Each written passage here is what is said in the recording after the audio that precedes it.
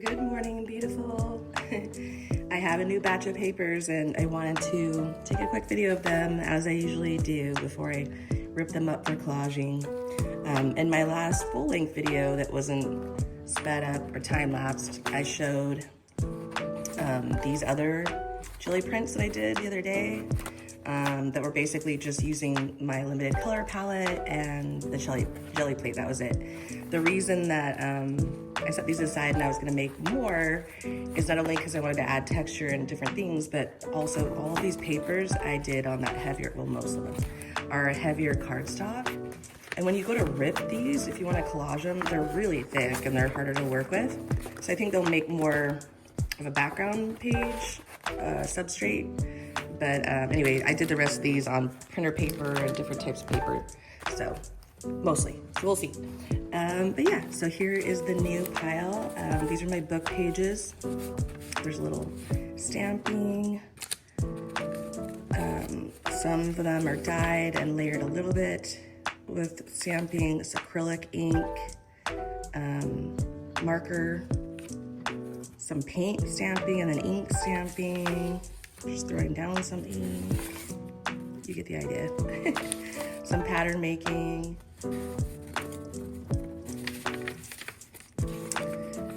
So I've done a lot of this kind of black and white and gold before. So I have quite a bit, so I didn't make a ton of these, but I had a few different options.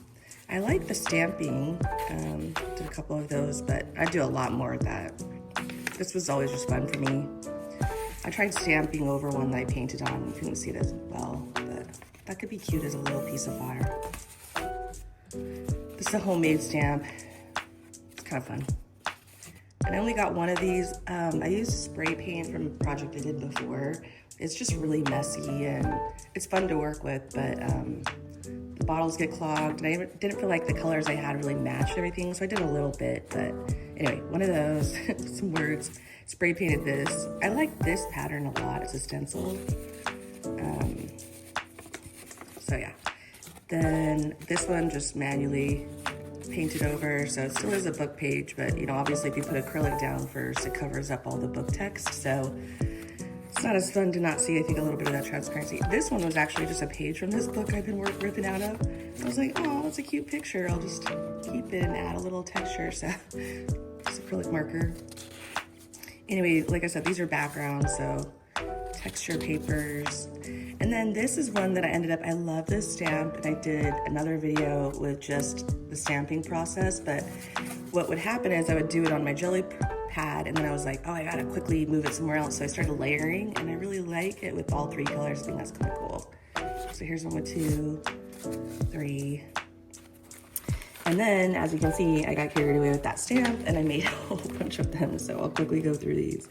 So just try to use different color variations and try it with the negative and the positive and what colors would go together from my color palette. So I tried to hit them all. I could have done this all day.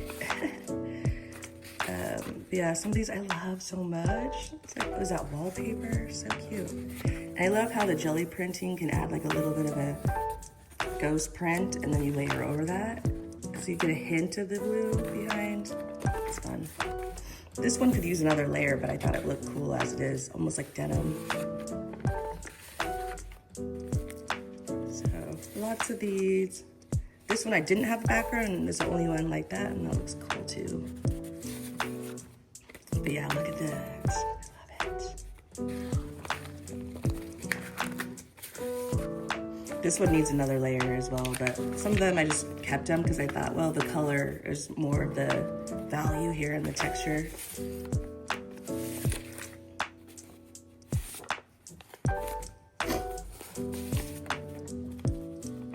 love that, look at that. And once you try one color palette, you want to try them all. Oh, let me just see what this color would look like over this one.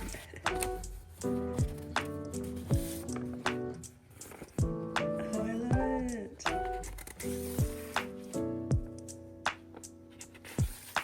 Okay, you can tell I was obsessed. And I made this stamp for a different project. So I did all those. And then, let's see what we got here. All right, right, so here's where things got a little wild. I just thought at the end I would take some of the papers that I didn't love as much and just layer them, trying different techniques with either a stencil and paint or an ink and paint or the jelly pad. So here's what I've got left. This was one of the roll-off papers, you know, just roll your brayer off, and then I layered it with some quick paint. I tried this stencil, I did too much paint on it, but that could look cool with something.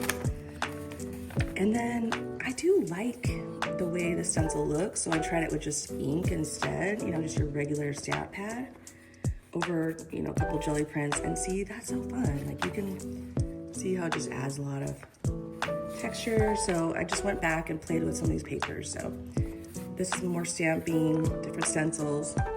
I have 1,000 stencils, so I just kind of kept it to a few, and then these messy papers, and I find a little bit that I like. So I tried a few stencils. This one's kind of more graffiti. I got the dots in there. This was just negative from another stencil paint earlier done. I went back and just added a few lines with the marker onto some of these to see how that might add texture. These were still done on the jelly pad. I was thinking of adding more to some of these, but they came out cool. I had pressed some cardboard into them, and you know, these are just runoffs, a lot of them, but I love them. I love this stamp too. This is another hand carved stamp, and I just used that over a jelly print. So another stamp that I made, I tried out. I just got obsessed with that botanical one and did it 100 times. I tried, this was the top of an egg carton, so I thought that would be cool, but it's all right, it's just a few dots. I tried another stamp that was kind of a fail, but it still left some cool texture, so I still kept it. Same with this one.